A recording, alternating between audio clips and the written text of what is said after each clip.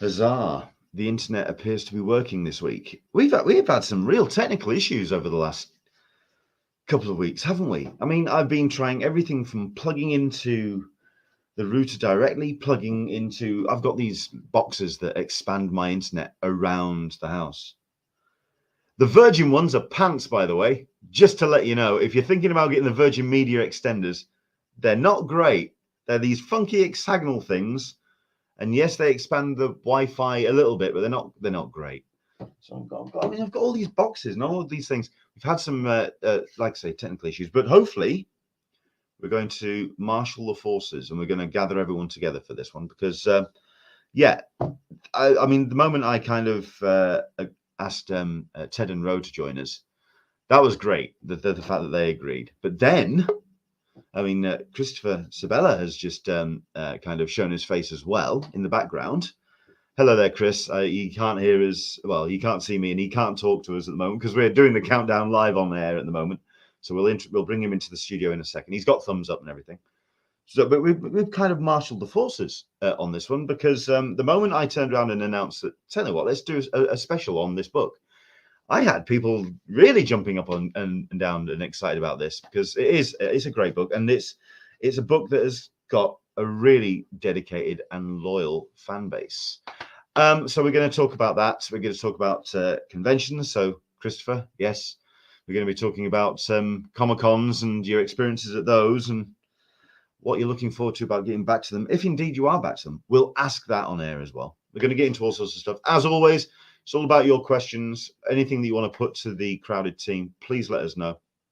And what else? Well, hopefully you're getting your brew ready. I mean, my kettle's on. I'm going to go and get that all poured up while we do the opening credits and stuff. As always, the way that we've been doing the show as well for the last 3 or 4 episodes, we haven't done the half-hour cutoff thing for the Patreon supporters. What we're actually doing now is we'll make this show live and available, and everyone can watch as we go all the way through as we broadcast live the whole show. Then at the end of the show, we make that private. Apart from the Patreon supporters, they can watch it anytime they like. However, we then make it available again on Wednesday for everybody to enjoy. So the Patreon supporters, as a thank you for all of your support, you get that 2 or 3 days special access, something like that. So that's the way it's going to work from here on in. If there's any other suggestions, anything that you think that I need to be doing with my Patreon, yes, I'm all fully aware that I'm trying to get my special prizes out as well to people. Those are coming. I'm getting them printed up as we speak. Listen, we'll get into all of that at the back end of the show. Let's get into our conversation because we've got some great guests to talk to today.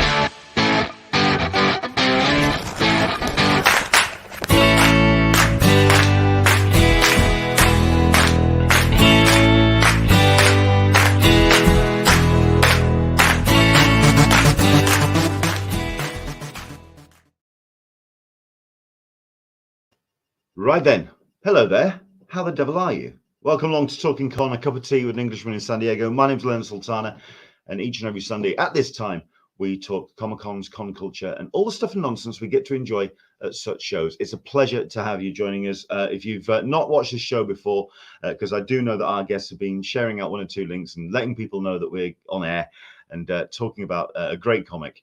If you've not seen the show before, hopefully you'll stick around. Hopefully you'll like and subscribe, hit the notification bell. You'll kind of find out when we go live each and every Sunday. Also, we do 1 or 2 incidental episodes every once in a while, but we've kind of pared down on those recently. I think we're going to have to do something about that and get some more incidental episodes up and running. If you've got any suggestions for guests, of course, jump in on the comments below, not necessarily the chat. Jump in on the comments below. Let us know if there's anyone that you would like to see on the show coming up. as we get closer and closer and barrel towards July, because of course that's the when we have the end of the season, San Diego Comic-Con. That's where we're all headed. Hopefully we'll talk about that at the back end of the show as well, because yeah, I think it's safe to say circumstances still aren't necessarily right. We're kind of like on that teeter edge, but where are you in that kind of regard? We'll talk to that. We'll talk to our guests about that as well, because like I say, we've got three great guests, 2 windows, 3 great guests, and I'll explain that we were supposed to have 4. We'll explain why in a second. We have ourselves Ted and Ro joining us, and we've got Christopher Sebela as well. Hello, everybody. How the devil are we? Hello. Hello. Morning. Yes, hang on a second. Hang on. I need to unmute Ted and Ro. Hello there. Try that again. Hello. How are you? Hello. Yes, we muted as we kind of like we were talking behind backstage. But hello there. Thank you very much indeed to everyone for joining us. Yes, those more observational people in the audience will notice that we're missing somebody. Triona Farrell, who I'm a massive fan of, and I actually wanted to get Tree on a special show all on her own, because the work that she puts out is just incredible as a colorist. But as it happens, she's a little under the weather. Hopefully it's nothing too serious, and hopefully it's not related to the circumstances we're all in as a society at the moment. But she's taking tests, she's looking after herself, and she's resting up for today. From all of us, I think we'll just wish her all the very best, and get well soon, Tree. Yes, all the very best to you. But I've spoken to Ted and Ro before, some time ago now. When was it a couple of years ago? 3 years ago at least. Yeah, something like that. Yeah. And it was around this time of year as well, I seem to remember, because this is when I used to host the show up in the attic, and it was the winter months, and I was freezing. All I seem to remember is having a conversation with you, and my brain was turning into ice as the conversation was going on. That's all I seem to remember. But I remember we had a good time having on that show. So thank you very much indeed for coming back on. We'll get into how you've been for the last couple of years in a minute. Yes, first time speaking to Christopher Sebela. How the devil are you, sir? I'm okay. I just recently woke up, so I'm still. Well, yes. I'm still entering into the world, but I'm good. 10 a.m. your side? Yeah. Okay. So you're nicely stretched out. So I set 2 alarms to make sure that you're joining us. Yeah, Listen, thank you very much indeed for dedication. Yeah, sure. Absolutely. Is it Chris or Christopher, by the way? Chris is fine conversationally. I have to check, because I know that it's Christopher when I see you on social media, and when we've talked on social media, it's always been Christopher. So I just want to make sure. Yeah, Chris is fine. Excellent. Well, the way that I usually introduce this show is I ask 3 questions, because it is a Comic-Con related show. So we've got a couple of Comic-Con questions, but first and foremost, it is a cup of tea with an Englishman in San Diego. I've got my brew to hand, and because it is so cold, I've got myself some Bio Blends from Twinings. It's warming lemon, ginger, and turmeric, which I think is definitely required as the cold nights drop in. What are your brews to hand? What beverages are you rocking today? Ted, Ro, what you're looking at? Just water. Plain water for Ro. Ted? I've already drunk my water. You've already drunk your water, so you're just kind of hydrating. That's fine. That's perfectly fine. Chris, are you on the coffee to wake you up? No, I'm on water. I didn't have time to make coffee, so no worries. Yeah, I'm still on last night's caffeine. So fair enough. What is your kind of working process as a writer? Is it any kind of time that the muse hits you all the way into the early morning, or what? I tend to work better at night, so I sort of carve out anywhere from, like, I don't know, but once the sun goes down to about 4 a.m. Is my window of ideal work. In other words, 10 a.m. on a Sunday, this is not good for you. No, I went to bed early last night. I was a good, responsible person, and I was like, I have to be up at 10 a.m. So I went to bed at 2 a.m. like a good person. Okay, fair enough. That's crazy. Question number. When the sun's going down, that's when I want to go to bed. Yeah, we are very different in that. Like, I see you guys posting about, like, good night, and I'm like, I'm doing the time math, and I'm like, that's still way too early. especially at the moment over here in the UK, considering the sun seems to be going down at about 4:30 in the afternoon. It's getting there. It's the early mornings that they're hard when it's dark for 3-4 hours after you wake up. Yeah, I hear you. Okay, question number 2 I'd be asking then is it's about Comic-Cons. Is the show usually your first Comic-Con? If you can remember, did we ask this question for yourselves, Ted and Ro, last time? I believe so. Yes. I don't. If you just remind us very quickly, then for those who maybe missed that episode, your first con. Mine was Not necessarily the one you attended as a guest either, just like the first one you went to. The first one I ever went to was a Bristol con, actually, back before it ended the first time. Because I know it's like tried to come back multiple years since, but so yeah, it would have been, oh god, I want to say I was probably 22, I think, so about 13 years ago. Okay, fair enough. Because I keep forgetting you're still a bairn. That's fine. It's still a young'un. That's fine. And yourself, Ro? I don't actually remember. No. They've all started to blur into one. Yeah, because mostly I have only been really to thought bubbles. So it's probably either a thought bubble Birmingham NCM or Birmingham MCM, which I remember nothing about other than walking to the convention centre. And then it turns into a bit of a blur. There's not even a blur. There's nothing there. Is it a little bit like Woodstock? If you can remember it, you weren't actually there. Something like that. Maybe. It means you did a lot of drugs. And for yourself, Christopher, or Chris, your first Comic-Con. What that was? I mean, really, like my first one was San Diego 2011. I think it was 2011. Yeah, it's San Diego 2011, and I just had my first 2 issues of my first book out, Screamland. I went gung ho. I was like, well, clearly I have to go to San Diego to promote this book, and do signings. Everybody's going to want to get a signature from me. It was a very weird. I kind of recommend for every aspiring comic creator to make San Diego your first con and realize nobody cares about me at all. And just just throw yourself right into the machine. It was just like diving into a thresher. It was a terrible choice, but I'm really glad I did it. I mean, not only that, but 2011. I mean, 2010 was my first year, and that was just as it really hit the peak of that wave. And you had the whole Avengers cast coming out for that first time. The media was really shining its light on San Diego, and we're just hitting Twilight as well. So everything is just kind of really cresting about 2011. So you were really in the thick of it when with the crowds at the big as they were. So yeah. That's a hell of a show to meet you first. And the third question I ask, if Ted and Ro can just remind us, going to cons and or even just going and to those opportunities where you get to meet your heroes and meet your fellow creators, those moments where the brain takes a side exit and you go a little bit cotton mouth, weak at the knees. Ted, Ro, your favorite hero moments, please. I think, probably one of my most embarrassing ones was the day I met Darwin Cook, which was also at San Diego, I believe, and in 2008. And yeah, that did not go very well for me.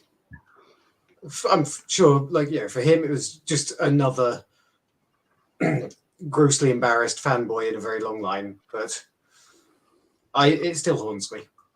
Yeah. I'm not sure when I got to him, I actually remembered more than 3 words of the English language. Yeah, I think people who've watched this show on a regular basis know my Darwin Cook story, that I met him just prior to his passing and I pissed him off.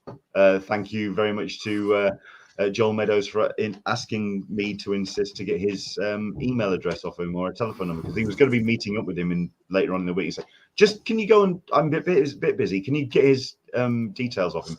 And he was doing some artwork at the time, and he just pretty much told me I'm doing this artwork, fuck off. So yes, that's Darwin Cook for you. But thankfully, I think we kind of patched up a little bit. But yeah, that's one of my overriding memories of him just turning around and snarling at me. So yeah, that's Darwin Cook for you. Ro, cottonmouth moments, weak at the knees. I don't think I've really had that many. You have to be able to tell who people are to have that. Because I've had a lot of moments where Ted has turned to me and said, do you know who that was? And I was like, no, I don't know who I should have been panicking more about who we were just talking to. There was when Juliet, actually, we were going to the convention with her, and she knew David Lafuente. And so she was introducing to us and saying, oh, we're going to be eating dinner with him. And I was like, wait, what? Okay. Just act like he's a person. That's because otherwise it's going to be really weird. Fair enough. And for yourself, Chris, those moments when you've met a hero, can you remember? Has there been one, and how did you react? There's one I can think of, and it actually happened at BarCon, but it was Emerald City. I don't know several years ago, and I had gone outside to smoke and saw a friend of mine, Chris Robertson, standing with a couple other people. So I was drunk enough that I was feeling like not awkwardly social. So I walked up, said, hey, and eventually Chris was like, hey, this is so-and-so. And we shook hands, and he's like, and this is Garth Ennis. And I was like, oh, fuck. And I just said it without even thinking, like as I'm reaching out to shake his hand. And that was like, yeah, that was like my purest like brain just leaking out. I was like, just suddenly presented with Garth Ennis. So I swore, which I guess is on brand for him. So this is true. Yeah, I wasn't super embarrassed, but I was also just like, I just didn't have any control at that point. Like never in my wildest dreams did I expect to meet Garth Ennis ever, especially not like drinking with friends or, smoking with friends outside of like not even at the con. So that was good. That was cool. I met him once, and I think I had a very similar reaction. I just think I went, I'm aware of your work, and ran away. And that sounds about right for me. That's great. Thank you very much indeed for the answers. I can suppose we can dive in with a bit of a question before we dive into Crowded. How the last couple of years have been for yourselves, because I met up with Ted and Ro at Thought Bubble when we felt that we were coming out of the shadows, and we were entering a bright new day, and it was starting to feel a little bit more optimistic. And then hey, Omicron decided to have a word. It's turned a little bit back round again. But I don't think we really talked at Thought Bubble about how you've been for the last couple of years and how things have been for yourselves. So Ted, Ro, whoever wants to dive in, what's been the last couple of years been like for yourselves? There's not really been a lot happening, is the thing. No, it's one of those things of like, it hasn't changed a lot of our routine because we work from home anyway and all of that. But it's it's the difference between choosing that amount of isolation and being told you have to do it. Yeah. Suddenly it does become a bit harder. Fair enough. For yourself, Chris, the last couple of years, how's it been for yourself? Yeah, I very much agree with Ted. Like I'm kind of a hermit by nature. So at first, when they're like social distancing, stay home, I'm like, perfect. I've spent my whole life preparing for this. Like I am ready. And now I'm so tired of like I don't know. I really do miss cons. Like I miss, cons were always like a good outlet for me to like, you go and you spend 4 or 5 days sort of, it's like a bear before they go back into hibernation. You're just like, gathering up all this like social energy and like meeting your friends and I don't know, just getting like re-energized about comics. And then you go back home and then you isolate again until the next con. So that's been really difficult because now I don't have that outlet. On the upside, I've had more money by not flying to these places. So it's allowed me the book we're just wrapping up, Dirtbag Rapture. Like I basically paid for that with money that would have gone to travel to cons. So I'm trying to turn straw into gold. But yeah, it's been, I haven't gotten sick. Nobody that I know has gotten seriously sick. My dog loves it that I'm just here constantly. So, but it's not good for me mentally. I'm sort of hitting I need to, I don't know, go back in time or forward. So yeah, that's where I'm at. Yeah, I hear you. I mean, it's a question that I don't think I've asked enough on the show about how this kind of isolation and also, like you say, the inability to interact with fans at conventions affects the work and affects the tone of the work that you put out, and just generally also, I mean, the bottom line, the sales as well, because obviously you want to kind of interact and generate that buzz and talk to people about the book and the books that you're doing. So how's that, the absence of the conventions and absence of interaction, how's that affected you? Or has social media been enough to kind of carry that momentum forward? Yeah, I mean, I think social media carries a lot of that weight. So it's been, I don't know. I have a love-hate affair with cons. Like sometimes I can't wait to do a con, and sometimes I'm just like, oh God, I have to do it. I have to do this again. So yeah, I don't know. It's like having a problematic partner or something. It's like, like there's a lot I love about you. Also, you're really terrible for me. So I remember a buddy of mine telling me right at the beginning of 2020, he's saying like, I'm not going to do any cons this year. I was like, man, that sounds like a dream. I wish I could do that. And here I am 2 years later. It's like, no, I didn't mean like this. I just wanted to take like 1 year off. So yeah. Where's that dang monkey's paw gone? I should have made a better wish. I mean, have you been to a con recently? I mean, now that some of the doors are opening back up, have you scheduled any cons? Or, have you got anything lined up? No.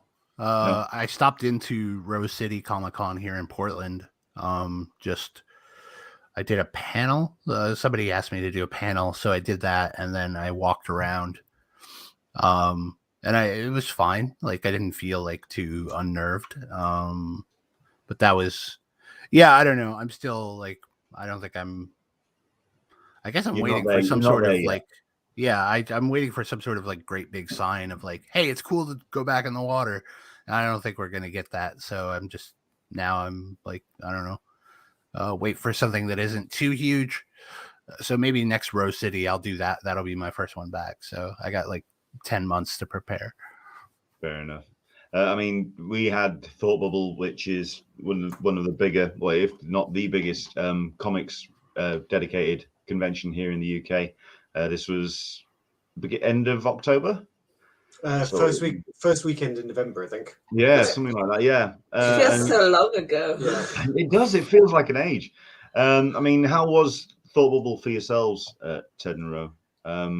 You went really well. Yeah, it was pretty low anxiety because precisely because the con and the red shirts were doing such a good job, like making sure that everyone was checked for vaccine passports or negative tests. They were, really good, and not just them, but also like all the attendees were really good about keeping masks on and everything. So between that and the massively expanded,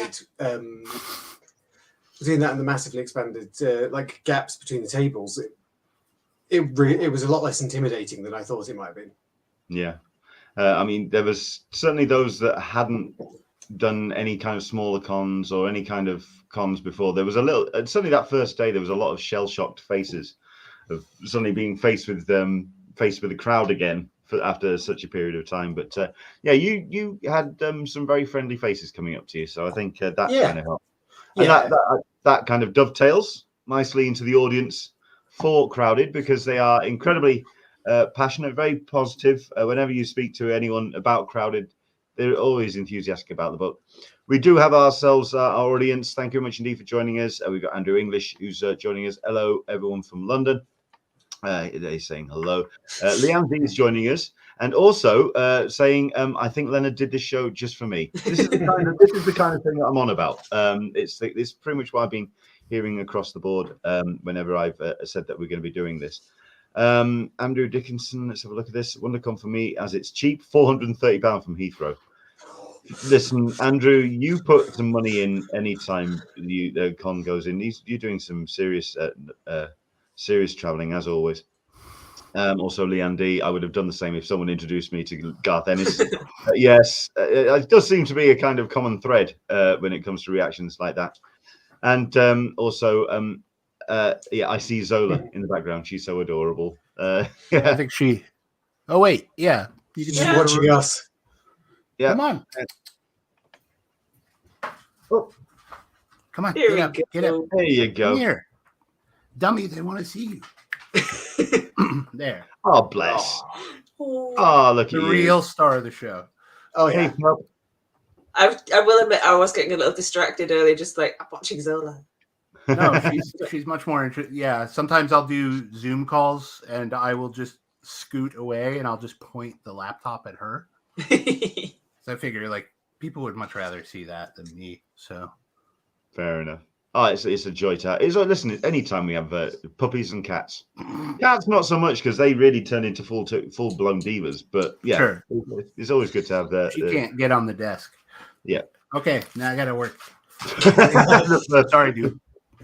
fur babies. Here. Excellent. Okay, so yeah, like I say, the fans are really positive about a great comic, which is Crowded, and that's what we're going to talk about today. Considering that we have the third volume that's coming out around this time next month, so yeah, very much looking forward to that. Let's go a little bit all the way back to the beginning. Who approached who about actually doing a project together? Was Crowded in your head when you came across Ro and Ted, or was it something that you all kind of bounced off together? I mean, I had a lot of it worked out. You know, I had, I mean, yeah, I basically had the story, you know, the setup for the story that we have now. So it was our mutual friend Juliet who edits the book, and I'd been talking to her about book stuff I was working on, and she was the one who suggested Ro and Ted as somebody to work with on something. And I was like, yeah, I'd love to, like, if you can make mutual introductions. And so she introduced us via email. I sent them, I think it was just 2 pitches. No, it's 5. Oh, Whoa. okay. I don't think we had a conversation and you said you had 5 at the beginning, but I don't think we got that far. No, I think Crowded was the second one. yeah. Okay. Yeah, I know for sure the other one that I gave you was Cold War, which is a book I ended up doing with Hayden Sherman at Aftershock. But yeah, then they came back. I'll let them take over. I mean, look, so this was all in a Skype video call, and so like, you know, Cold War was coming, you know, being described as like, I mean, I guess I could see how we could make that work, yeah, but in truth, I'm very glad we didn't, because we couldn't have done it anywhere near as well as Hayden. That's just, you know, objective fact. Yeah. But then, as soon as Chris described Crowded, it was like, oh, We could do something with fuck, yeah. Yeah, I was going to say, I should have said straight off the bat, there is going to be swearing in this episode. If anyone's a delicate nature, if you could just fuck off for a bit, that'd be great. Basically, it's. I mean, something I want to talk about is the evolution of Image and why Image is the ideal home for this book, considering it's as far away from the Rob Liefeld pouches of where Image was back in the day. So it's definitely, for me, it's a book that absolutely typifies where Image is now. It's telling interesting stories. It's not just the superhero stuff. It's anything that's individual, and it's really kind of wanting to put out stories that the creators are really passionate about, that they want to tell. So, I mean, why was Image the best place and the best home for Crowded? I don't know. It just felt right. Sometimes, I think I talked to Vault for like half a second about Crowded. That would have been a good match. Yeah, I mean, I think of anyone, I think Vault, like they got it right away. And I remember them even saying to me, which is something you never hear. They were like, oh, well, we actually have a like sci-fi book that's involves like a road trip. Which is normally any publisher, they'll be like, so we're not going to do yours. And they were like, but I think if we arrange things right, we could still do this one too. And I was just like, that's bizarre.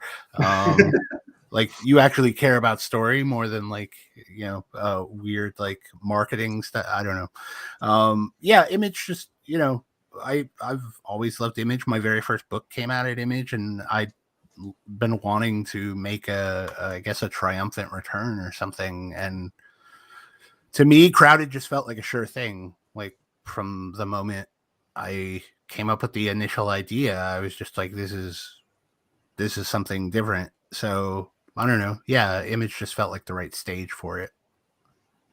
Just for anybody that may not be familiar with Crowded in the audience, what is the one sentence or two sentence elevator pitch that you use when it comes to introducing the book? Because there's several touchstones that I use when I introduce the book to friends. Certainly, Midnight Run. I kind of date myself a little bit by throwing Midnight Run into the equation. I mean, what's for yourself? How do you introduce it? Yeah, I just say it's in the I say 10 minutes in the future. The world runs on apps. Everybody works 16 jobs for different apps. And amongst all these apps is one where you can crowdfund assassinations of anybody you want. So our main character, Charlie, wakes up one morning and somebody has opened a campaign on her. It's already reached $1 million and everybody wants to kill her and collect. So she winds up hiring a bodyguard from another app, Vita. And Vita has to protect Charlie for the next 30 days in order to keep her alive for the rest of her life. Fair enough. It's been a while since I've had to describe it. To give that pitch. I lost my snappy elevator pitch, yeah. Yeah, I mean, like I say, the references I go to are Max Headroom, Midnight Run. There's definitely a kind of while the story is very, like you say, 11 minutes into the future, there's a very kind of old school buddy, oh yeah, but not buddy kind of team up element to it. A real kind of like almost like 80s movie vibe. Sure. With a little bit of that early 90s cussing going on in there as well. Yeah, I mean, we don't, or I certainly haven't hidden the Midnight Run. I asked Ro and Ted to literally copy the poster of Midnight Run that I have in my living room and just replace De Niro. Wow, you've got it in your living room as well. Yeah, and just replace Grodin and De Niro with Charlie and Vita. So I think that's one of the best movies ever. Like it's just perfect, and it's the best sort of like buddy comedy. For me at least. So yeah, I've always wanted to do a buddy comedy. And I mean, I don't think that was like initially, Ro and Ted will tell you, like, I think it took all of us sort of slamming our heads together to get it to where it became what Crowded is. And it certainly, it was more of a noir at the start. yeah, I mean, it certainly wasn't as full out like of a comedy as it became. Yeah, I think I was still trying to figure out the tone, and I think it was really Ro and Ted like leaning into the funnier aspects that sort of opened my thinking up about like, oh yeah, we can just like go for it, like because yeah, I mean, that's a problem with you know, it's a grim concept at its heart, and you know, who wants to like just wallow in that for No. you know, hundreds of pages. Yeah. So it was the correct decision. I mean, also, I think a little bit of the aesthetic as well. For me, there's a little sense of if you took Blade Runner, turned off the rain, sod the night scenes, go daylight. Let's it's Blade Runner in summertime. It's a little bit more a bit more cheery. But you've got the kind of the plastic jacket, so you've got the striking fashion. And it's kind of I'm curious from yourselves, Ro and Ted, what touch points were you going when it came to the design of the book? We're looking actually a lot at the season 7 of Parks and Rec for some of the tech, like the phones and stuff. Was like we're using the phones from because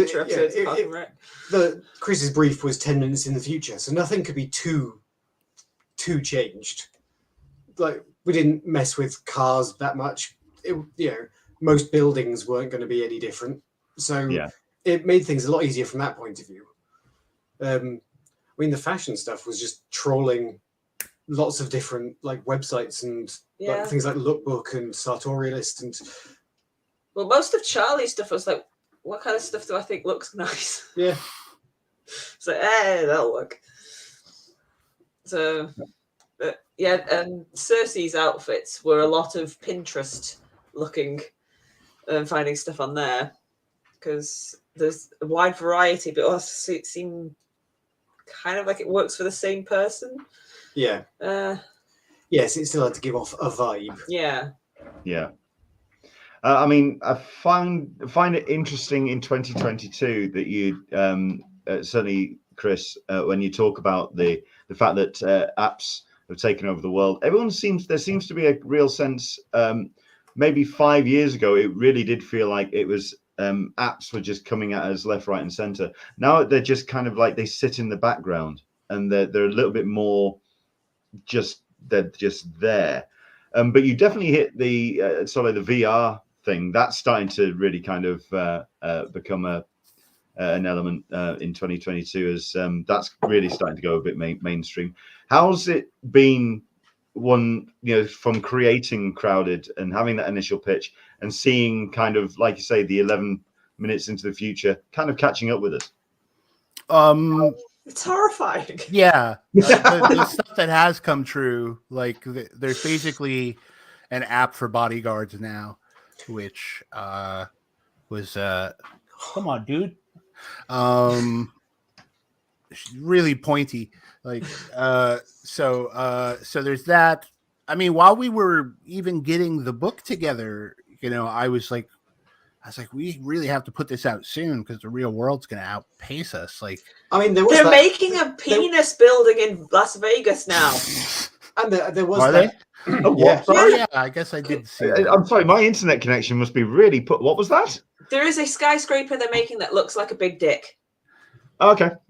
And we made the building in one of the main buildings in the first half of Arc 2 look like a big penis on purpose, thinking this is too ridiculous, and now it's happening. Only their one actually looks more like an anatomical dick than ours did. Yeah. Ours at least went in for a bit of metaphor. Did yours go for a curve, or is it straight on? It's more geometric. Yeah. But and there was that right-wing site Hatreon that died quickly, luckily. That happened like before, like while we were still working on the first 3 issues. Yeah, it was like, oh, there's a hate-based Patreon, like that's cool. Like, so Yeah, I mean, it's, I never set, I don't think any of us set out to like predict the future. You just like, I mean, that's why I never wanted to call this like, that's why 10 minutes in the future works for me. Cause I mean, we're basically writing about life today. Yeah. I Just mean, we're at the 16 jobs bit. Or we were. I mean, we were 2 years ago.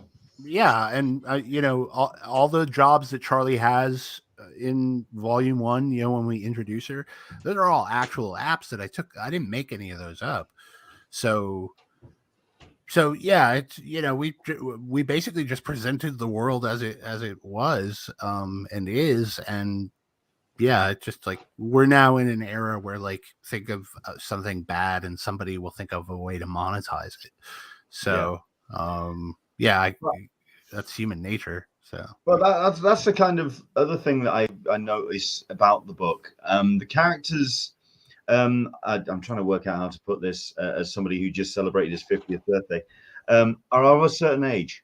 We're not talking the kids. We're not talking like your 16 to 18-year-olds, or even 15 to 18-year-olds. The ones that are 15 to 18 seem pretty clued up, and they're the ones that kind of act less like dicks than the adults do. And in the world of Crowded, it really does seem like it's the adults that have just taken all the good stuff and acted like absolute arseholes. What have you got against grown-ups, Chris?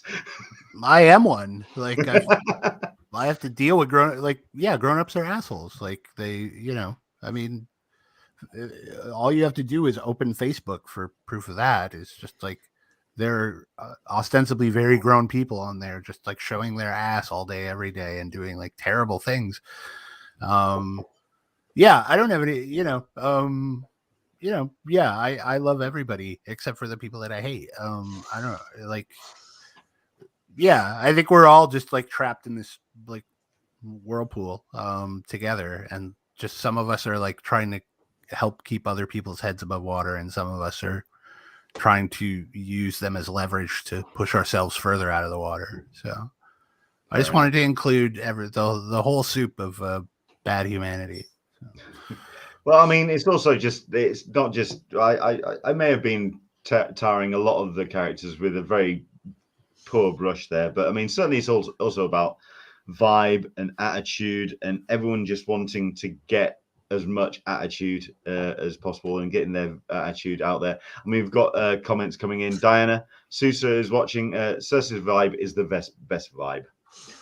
So there we go, a bit of a fan there. Diana is actually the colorist. Yeah, she colored the last 2 chapters of volume 3. Oh, cool. Well, I mean, we could very quickly touch on that because about how the book has been appreciated, how it has been embraced by fans, and how you've moved into a trade paperback kind of release schedule. How did that turn out, and why did that come about? Because the critical reception wasn't mirrored in sales. I mean, there's no good way of saying that. Like, the people who love Crowded love it, but not enough people buy it. Right. Yeah, it just didn't make sense to, for volume 3. Like, it made more sense from a financial perspective and also from a time perspective of like not having to battle doing a monthly book is not easy. And I have the easiest job of anybody. I just write it and then like, here you go, good luck. Like, so it's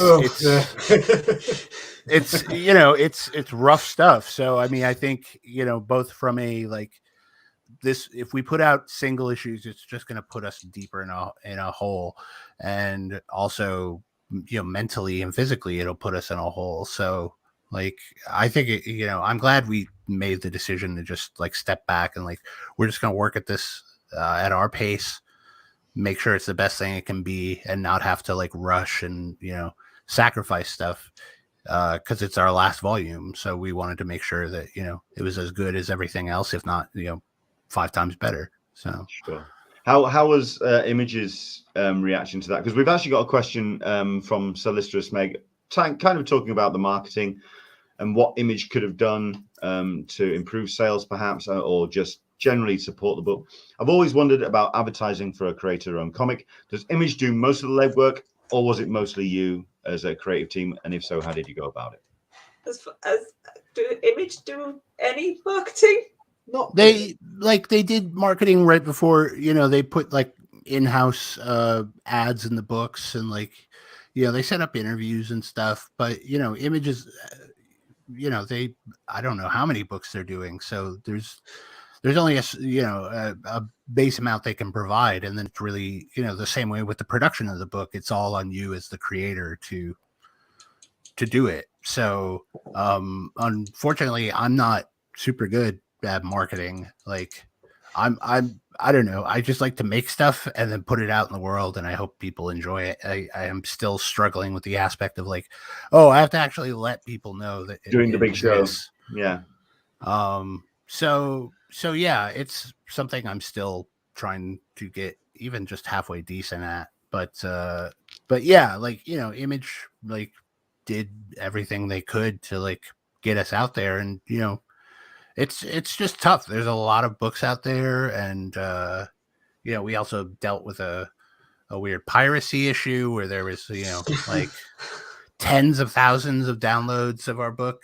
When I looked, which was fairly quite a while ago. It was only on one piracy site, and issue over 1 alone 90,000. had 95,000 downloads. Yeah, which, like, I don't. That stings. Yeah, Yeah. it stinks, but It's not lost sales, right. but- I never consider that as like, well, that's But- 95 who would have totally bought our book. Oh yeah, No. no, it's not. You can never make that sort of equivalency. Yeah. of, like one pirated copy equals one lost sale, but it still is like, oh fuck.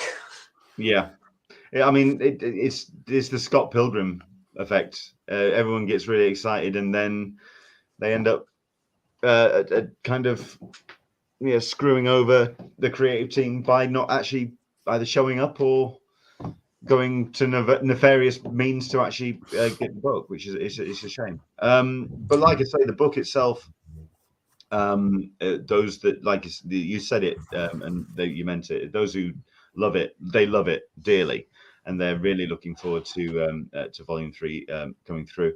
I mean, let's talk about certainly the creative process. I mean, Chris, you talk about putting stuff out there, creating stuff, and then kind of letting it go and letting it out into the world. How is that in the creative process with yourself and Ted and Ro and Triona? Is it a case of, okay, there's a script, have at play. Yeah, I mean, basically, like, yeah, I basically just, write the script. And at this point, Ro and Ted, I guess, are pretty used to my scripts. So I just send it along, and then they would hit me back with, we would do, for a time they were doing where I would send them the script, and then we would like jump on a like Skype call, and they would go over like, hey, what is this and what is that? And I would try to clarify. And then they would be like, well, what do you think if we did this instead? And I'd be, I don't think I ever said, no, don't do that. So, yeah. And then it would just be, then I would move on to writing the next one, and while they worked on that one. And then, yeah, it was pretty, everybody sort of knew what they were doing. Nobody had to really be handheld or anything. And for yourselves, Ro, Ted, I mean, what was the kind of the pace that you felt you had to work at in terms of getting the book prepared? I mean, we were showing some process pages here. This is from volume 3, yeah. First page. Yeah. First page. So yeah, I mean, what's the kind of tempo? What's the kind of work pace that you go for? Well, we try to get it done as quickly as we can because there's so much of it. Yeah, like Crowded has never been an easy book. Fun, yeah, but not easy. So, but it's also very difficult to say that there's any kind of consistent pace with it because each page is very different. So it's very difficult to say how long each page would take because it can vary wildly depending on which page it is. Yeah, because we've had pages, like, certainly from my point of view, there were some pages I could ink in about 3 hours and others that took 2 days. Yeah. I mean, in volume 2, the page, for example, where we have the it's the start of an issue, and we have the bride who is just about to shoot Charlie. There's two she's like different wedding venues. looking at her choice of wedding venues virtually, and I think it took me nearly a day just to do the top panel on that, because it was a massive stately home with incredible amounts of detail. So, and a whole lot of chairs. Yeah. Chairs and horses and skyscrapers. The three the three axes of artists' banes in their lives, I can imagine. I mean, this is incredible artwork, and like I say, we've also got trees colouring as well. I mean, if we could talk about Triona's contribution to the book and about the palette and what Tree brings to Crowded. If you want to talk effusive for a couple of minutes, you're more than welcome. Anyone who wants to dive in. I mean, I'm very happy to start, because, good Lord, it would not have been the same book without her. No. I don't understand how she does it. My brain doesn't work in that kind of color range. It's so vibrant. Yeah, it's incredible. Yeah, she's colors are where I'm the weakest in comics. I just sort of know what looks good to me. So yeah, I mean, this book has always looked great from page one. Like, just like, yeah, I mean, Tree has a point of view on approaching pages and like keeping things thematic without sort of beating you over the head with it. It's just sort of, it's subtle, but it's always there. Which I love about it. Like, there's, yeah, she's the best. I mean, we've got Diana jumping in. Triona's work is amazing. It really is. I mean, like I say, I would love to get her on a show, even just on her own, to talk about that. Like, she's always constantly putting out incredible work. Yeah. Though I would just like to say that, like, when Tree had to step aside for the last 2 chapters, Diana did fantastic work in stepping up. Like, I can't imagine anyone else could have blended in as easily. Okay, I totally I get that. When it comes to this 3rd volume, then, like I say, we're talking a month away from its release. I mean, has the 3rd volume got to where you felt it was heading when you first conceived of the story, or how has it evolved moving towards its release, and from way back when? I mean, it was like, I always knew what the last line of the book was going to be, right? Okay, and I knew what the last page was going to be. So yeah, I mean, definitely a lot of stuff changed.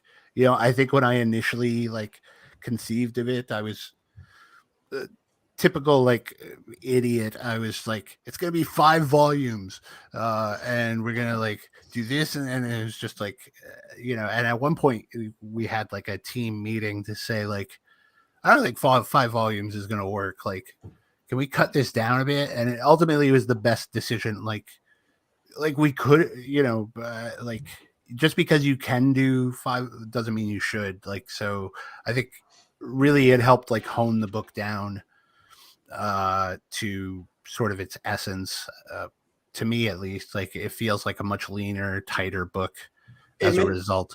Yeah, it meant that volume 3 felt as punchy as 1 and 2. Yeah, which was important, I think. Yeah, and it would not have if like we were going with some much longer scheme. So yeah, I mean, definitely, like, you know, I a lot of it I specifically I didn't have in mind way back when, and was informed by the journey we took to get to volume 3. So, but I mean, yeah, I feel like we stuck the landing. I was really happy with how it came out. Yeah, I don't know. There was the biggest question for me that I didn't really resolve until the end, was like character relationship stuff of like, is A going to wind up with B, or are they going to wind up with D? And like, so but the story itself like kind of organically worked that out for me. So when it got to the end, it's like, oh, okay, this makes complete sense. I don't really set out with like themes or like stuff like I like a lot of a book to surprise me as I'm working on it. So there were still a lot of moments in this that I wasn't expecting when we started on it. Because it's coming out as a trade, is the way that you paced it different to you doing them as the single issues in terms of that third chapter? Because you don't necessarily need to be as constrained to the sort of 30 copy, as it were. I mean, how did that change the pacing, and how do you feel the fans are going to react to that in terms of how the pacing for the third book's going to work? I mean, it's I wrote them as issues, except for okay. The last issue chapter is 52 pages. So that one, I was like, I was trying to write it to break it up in the middle, and then eventually, quickly, I was like, well, why? Like, so it took me a bit to like realize, like, oh right, I have permission to, but just writing things chapter by chapter, it just would have felt weird, I think, like, because we did, the first 2 volumes as chapters, as issues, and it would have, I don't know, it would have felt like a strange, it would have felt like season 3 of Hannibal compared to the first 2 seasons of Hannibal, of like, wait, what's going on here? Like the whole tone feels different, and like it's like a weird perfume commercial. Like, so yeah, I mean, I tried to approach volume 3 the same as the first 2, and like just keep it as, give them some cliffhangers, some, like, yeah, the same thing we usually do. And then for that last chapter, it was like, cool, now we have all the room, we don't have to stop, we can just barrel right through. So that was going to be my next question. What do you think the fans' reaction is going to be off the back of volumes 1 and 2, and going into volume 3? How do you feel they're going to react? Good, I hope. Like, I never know. Like, I never know how anyone's gonna. I just know how I feel, and the rest of the team feels. I never want to make a prediction about what other people are going to think. It still feels like a miracle that they like the first 2, to be honest. Is it that sense of kind of just, okay, let's just let it free and let the chips fall as they down? Yeah, I mean, you can't. I mean, I think if you try to create with the audience's expectations in mind, that's only going to make a worse thing. Like, you can only just make the thing that you want to make and hope that people, who've liked the other stuff you made with that same ethos, like this one. Yeah, I mean, I think they'll like it. I feel like we stuck the landing. I feel like everything comes together, but I don't know.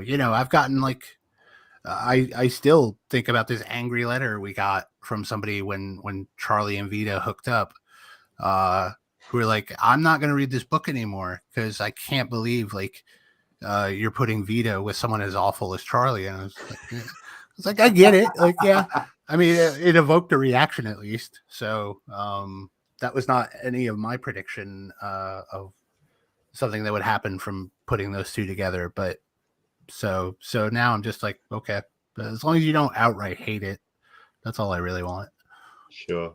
I mean, we've got Leanne D, obviously came out from the start and said, huge fan, saying, bought several copies of volume 1 and 2, been handing them out to friends and even strangers. Yes, so excellent. Always a good one.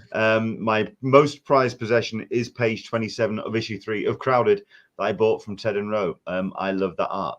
So yes, I think this is a huge fan. Came over to the UK for Thought Bubble, met up with you. So you may remember Leanne coming up to your table. Quite possibly. Possibly. I can't There's remember so many that faces. page. They've all blurred together. And Diana's jumping in as well. Like I say, Trina's work is amazing. Also talking about the compliments that she's receiving as well. Oh no, compliments I must hide now. Thank you. Everyone's work is amazing. I hope people will love it. It's definitely something off the back of a really it's a great long form story that's really barreled on. But it's also interesting, like you say, Chris, that you were talking about that you knew a finite ending to the story. I'm just curious as to what you felt that where the story could have gone if you had the audience to just go to those 5 volumes and where you know, it just would have been more like shadings. You know, I wanted to do a thing where we dug more into Vita's past, and I definitely wanted to have a scene where we go to Charlie's mom's house.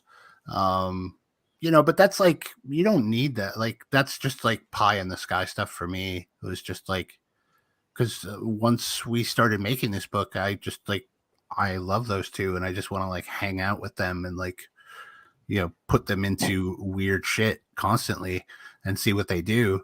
So it would have just been more like, you know, like an extending a vacation for a week longer. You know, yeah, it wasn't necessary. It just would have been more, more mindless fun. Fair enough. I mean, it's also not only the audience that has enjoyed the book, but also critically as well. And I'd like to just congratulate you on your nominations for the GLAAD Awards. Thanks. And how did that feel when those nominations came out? I think every single time I had to read it about 3 or 4 times before I processed it. Because, like, especially because I think for all 3 of the major nominations we got, I found out by people congratulating me on Twitter, which was really weird. So it's like, you know, I just kind of woke up one morning to, you know, loads of messages of, "Hey, congratulations on your 2nd Eisner nomination." Like, what? When did this happen?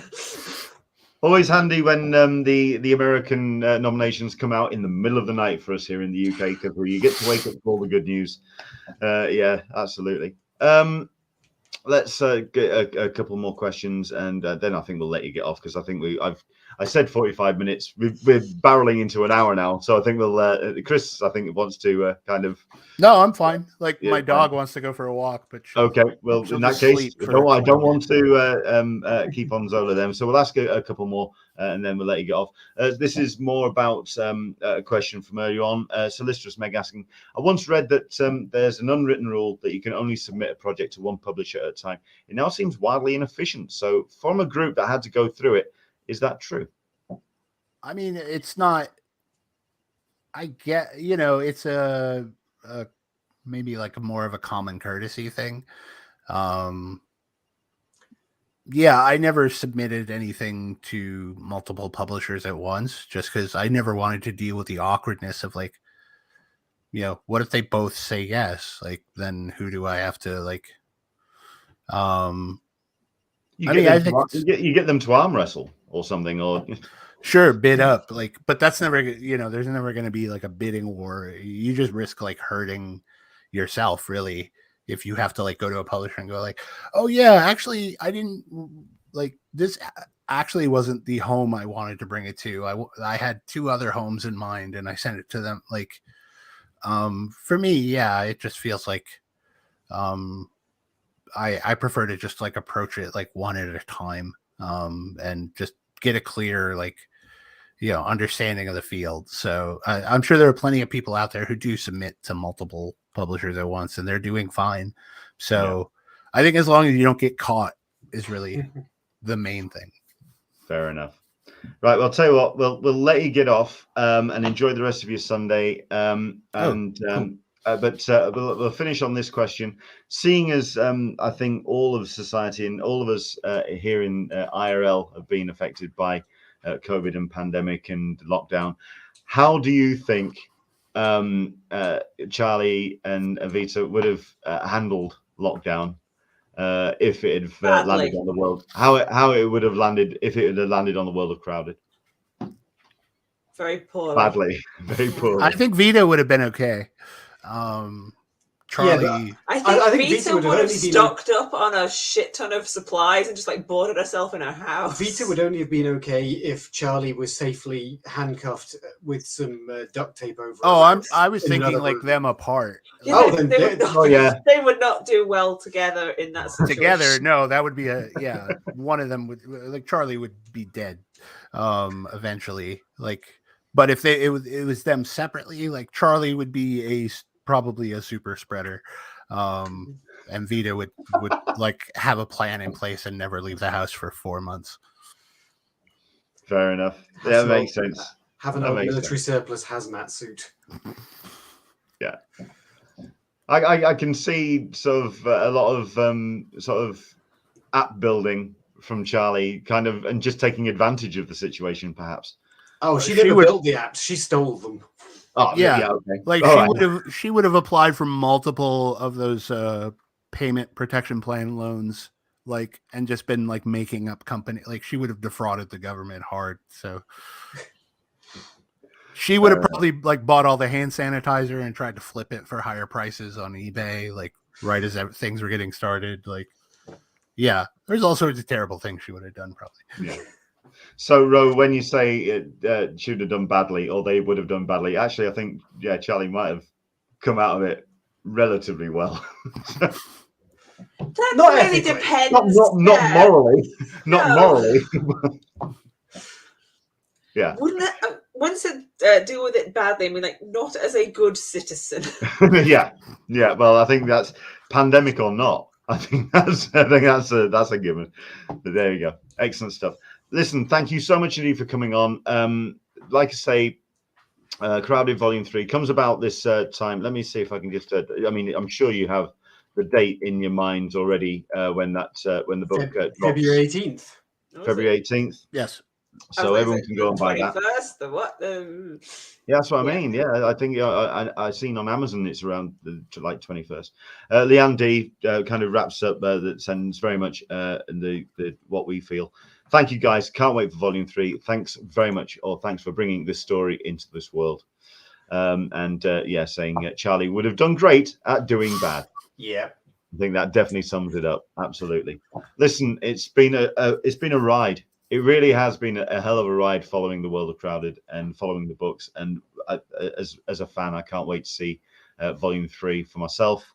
Thank you so much indeed for coming on the show and talking to us about it. If you can tell us what you've got coming down the pipe upcoming, and what you're up to next and where people can find you online. We'll start with Ted. Sorry, mate, I'm throwing you under the bus. Yeah, no, it's fine. Nothing fixed at the moment, apart from We've got the Red Red Sonja Sonja thing Black, coming White, up. and Red issue 6 next week, which we did a very charming story with Shannon Waters, That was fun. which it's a good time. Like, it's very Hanna-Barbera vibe to it. I've seen it described as it has a gag comic style. Yeah, Nice. so that was a lot of fun to do. But other than that, we're just heavy into pitching things right now. Fair enough. And I'm guessing that's for the pair for yourself. Oh, good grief! Zola is definitely wanting to go for this walk. This is getting insistent now. Oh, so pointy. Yeah, we'll make it quick then. Chris, take it away.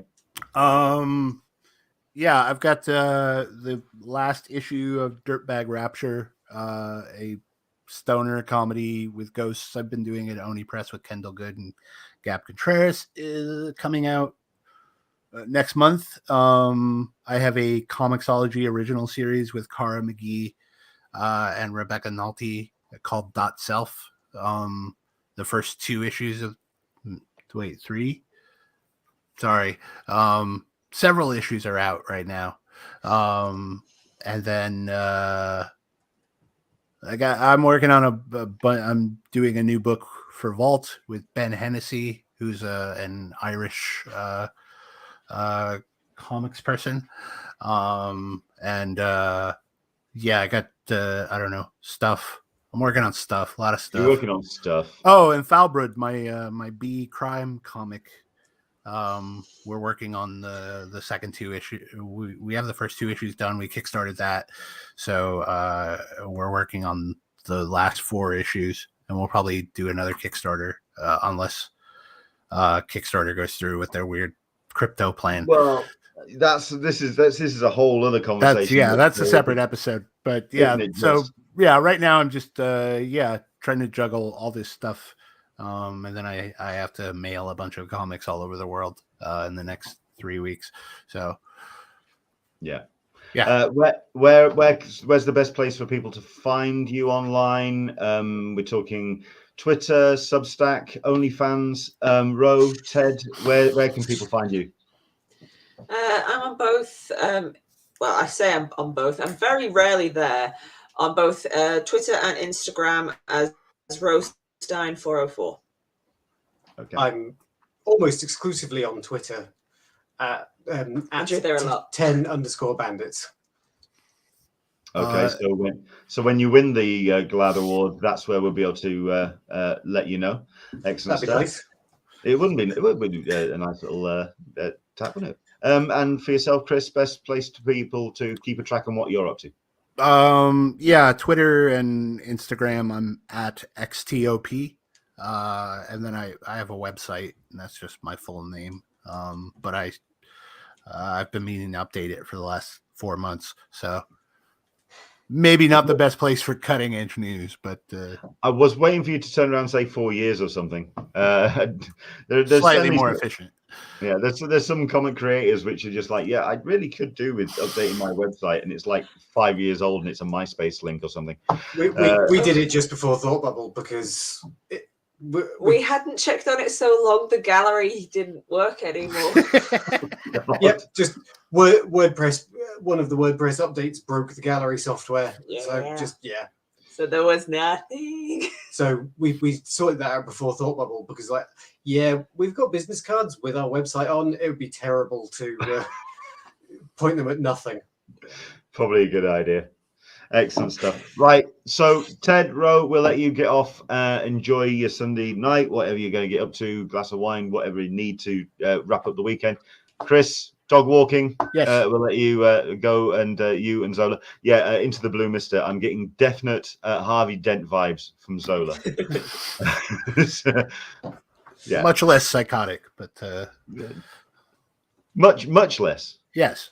Still Okay, a little bit, but a little bit of psychotic in there. Fair enough. Barely notice it. Okay. Congratulations on Crowded. Like I say, sticking the landing. Can't wait to see Volume 3. And thank you very much indeed for coming along and joining us today. Thank you. Excellent stuff. Take care. All right. Bye. Bye. Bye. How cool was that? Once again, if you want to check them out, I'm going to post I think it's only fair that I get the Amazon link at the very least. So you can pick it up, and you can pick up Amazon.co.uk. I know that Amazon is like the evil place to go and check out books of any kind of form. But I think it's only fair that you kind of check it out. I'll try and put the link down below, but do check out Volume 3. Drops.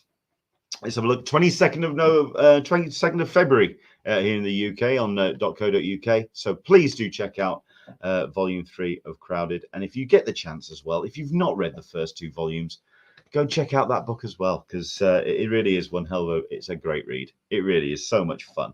And like we mentioned and talked about Image Comics, it's a different vibe and it's a unique vibe, and it couldn't have been told in any other format than comics. And I think it really is kind of like a real I hate it. I don't like using the word romp, but it's a romp. We'll go with a romp.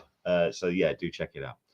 So there you go. That's our show for today. Thank you so much to Ro and to Ted and to Chris. All the best to Triona. Hope she starts feeling better soon. From myself, what we're going to do is we'll wrap up today's show now. I might do an Untitled episode on Wednesday, because thankfully I've got a little bit of my evenings free this week, because I do want to talk about some of the things that we were alluding to at the beginning of the episode. What we're getting up to in 2022, what we're going to be possibly expecting, and also we're going to get started on our road to San Diego Comic-Con 2022. What you can do to prepare now, if you are traveling from a little bit further afield, what preparations you can make, especially considering that at this point we are still in some kind of teetering position of when it comes to traveling and how we can all feel safe in that regard. We're also wanting to talk about WonderCon. Something got posted on social media. I think it was on Reddit when I was mentioning. We were talking about WonderCon, and someone turned around and said, at this point, we don't know if, or we feel that WonderCon isn't going to be going ahead as a physical convention again. It's going to be more of an online event. We're going to talk about that. We're going to talk about whether WonderCon should go ahead and in what kind of form it can go, considering that we are so close to the actual event itself, and we've heard very little in terms from the organization about WonderCon going ahead. Is it a case of just being a little bit cautious? We don't know. We're going to talk about all of that moving forward. If we do an Insta episode, it's going to be on the Wednesday, so hopefully you can join us for that. From myself, though, thank you very much indeed to everyone for joining us. Do like, subscribe, comment below, let us know what you thought of the episode, and of course, we'll see you next week for another Talkin Con, a cup of tea with an Englishman in San Diego. From myself, Leonard, and from all my guests to you, we'll see you soon. Bye-bye.